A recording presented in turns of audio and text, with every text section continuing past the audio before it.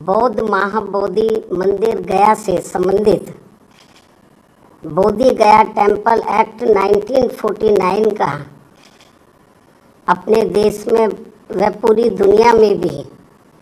और साथ ही अभी हाल ही में संसद से पास हुए वक्फ विधेयक का भी पूरे देश में हो रहे विरोध को भी लेकर कुछ ज़रूरी बातों की तरफ दिलाऊं। लेकिन उससे पहले मैं आज से 3 दिन के बाद दिनांक 14 अप्रैल को भारतीय संविधान के मूल निर्माता व दलितों एवं अन्य उपेक्षित वर्गों के मसीहा परम पूज्य बाबा साहब डॉक्टर भीमराव अंबेडकर की जो जयंती है, तो उनको आज एडवांस में ही सबसे पहले मैं अपनी व पार्टी की तरफ से पूरे तय दिल से अपने श्रद्धा सुमन अर्पित करती हूँ, जिन्होंने कदम कदम पर अनेकों कष्ट झेलकर अपनी पूरी जिंदगी इस देश में सदियों से जातिवादी व्यवस्था के शिकार रहे लोगों को आत्मसम्मान व स्वाभिमान की जिंदगी बसर करने के लिए समर्पित की है, जिसके लिए इन्होंने भारतीय संविधान में हर स्तर पर इनको जरूरी कानूनी अधिकार भी दिए हैं। लेकिन दुख की बात यह है कि उनका केंद्र व राज्यों की अब तक रही अधिकांश सरकारों में अभी तक भी इन्हें पूरा लाभ नहीं मिल पा रहा है,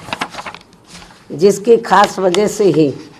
बाबा साहब डॉक्टर भीमराव अंबेडकर के बताए हुए रास्तों पर चलकर मान्यवर श्री कांशीराम जी ने उनके जन्मदिन के शुभ अवसर पर अर्थात दिनांक 14 अप्रैल सन 1984 को बहुजन समाज पार्टी के नाम से राजनीतिक पार्टी का विधिवत गठन किया और फिर इस पार्टी के जरिए ही पूरे देश में इनके अनुयायियों को अपने पैरों पर खड़े करने का निरंतर प्रयास भी जारी रखा और अभी भी है। जबकि पिछले कुछ वर्षों से कांग्रेस, बीजेपी व अन्य जातिवादी पार्टियां खासकर बाबा साहब के जन्मदिन के मौके पर उनके अनुयायियों के वोटों को लुभाने के लिए जो किस्म किस्म के हथकंडे इस्तेमाल कर रही हैं और इस बार भी कर रही हैं, तो उनके बहकावे में ना आकर इन्हें अपने एकमात्र हितैषी पार्टी बीएसपी के बताए हुए रास्तों पर चलकर ही उनके अधूरे रहे कारवां को मंजिल तक जरूर पहुंचाना है। इतना ही नहीं बल्कि बाबा साहब ने अपने आखिरी समय में दिनांक 14 अक्टूबर सन 1956 को अपने अपार अनुयायियों के साथ धर्म परिवर्तन करके जो बौद्ध धर्म की दीक्षा ली है, तो उसे भी अब जातिवादी मानसिकता के लोग सनातनी बनाने में लगे। इस धर्म को भी, ये भी अति चिंता की बात है। और इस संदर्भ में ये बात सर्वविदित है कि बिहार राज्य का बोध गया बौद्ध तीर्थ स्थल के रूप में देश व दुनिया भर में अति विख्यात है। बोध गया में तथागत गौतम बुद्ध के पवित्र ज्ञान स्थली पर स्थापित भव्य व अति प्राचीन महाबोधि मंदिर में सरकारी व गैर सरकारी स्तर पर गैर बौद्ध धर्म के मानने वाले लोगों के बढ़ते हुए प्रभाव एवं दखल को लेकर पूरे देश व दुनिया भर के बौद्ध भिक्षुओं व बौद्ध अनुयायियों में भारी बेचैनी व आक्रोश व्याप्त है तथा वे लोग इसको लेकर कांग्रेस की सरकार के दौरान सन 1949 में बने बोध गया मंदिर प्रबंधन कानून में जरूरी परिवर्तन की मांग को लेकर शांतिमय ढंग से काफ़ी समय से आंदोलित भी हैं। ये कांग्रेस के समय में ये कानून बना था। उल्लेखनीय है कि देश की आज़ादी के बाद कांग्रेस पार्टी की सरकार द्वारा बिहार में बोध गया मंदिर प्रबंधन के संबंध में जो कानून बनाया गया था, तो उसमें जिला अधिकारी की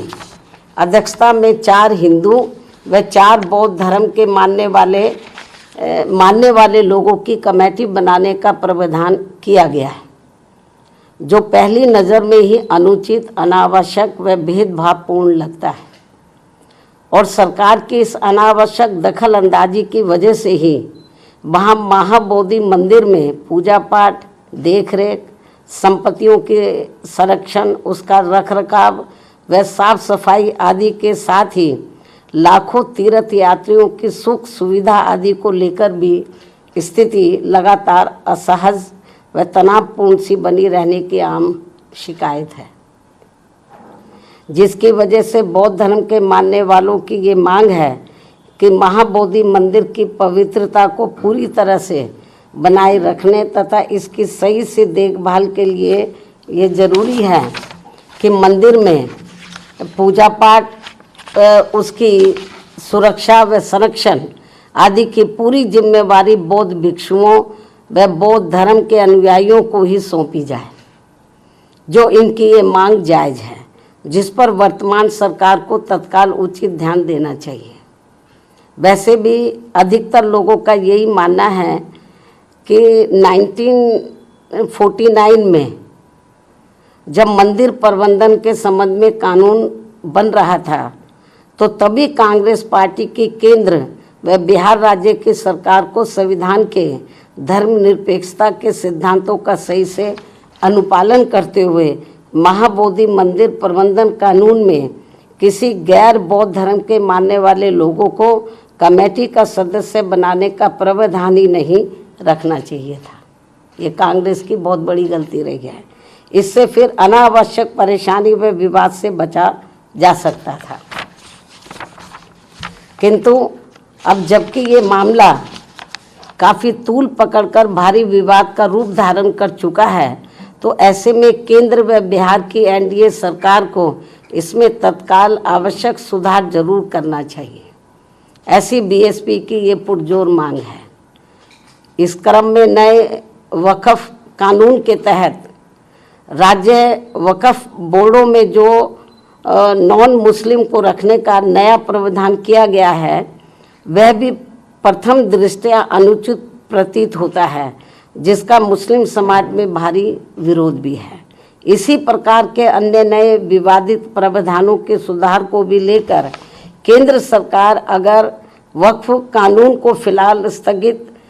करते हुए उस पर समुचित पुनर्विचार करती है तो ये बेहतर होगा। अर्थात इन सभी मामलों में सरकार जरूर ध्यान दे, बीएसपी की पुनः ये मांग है। इसके अलावा भारत में भारतीयों की सुरक्षा के लिए केंद्र में सभी राज्य सरकारों को आतंकियों के विरुद्ध अपने अपने राजनीतिक स्वार्थ को छोड़कर भारतीय कानून के तहत निष्पक्ष, ईमानदार व सख्त कानूनी कार्रवाई करनी चाहिए या इनके द्वारा होनी चाहिए, तो ये देश व यहाँ के नागरिकों के हित में होगा। इन्हीं जरूरी बातों के साथ ही अब मैं अपनी बात यहीं समाप्त करती हूँ। धन्यवाद। जय भीम व जय भारत।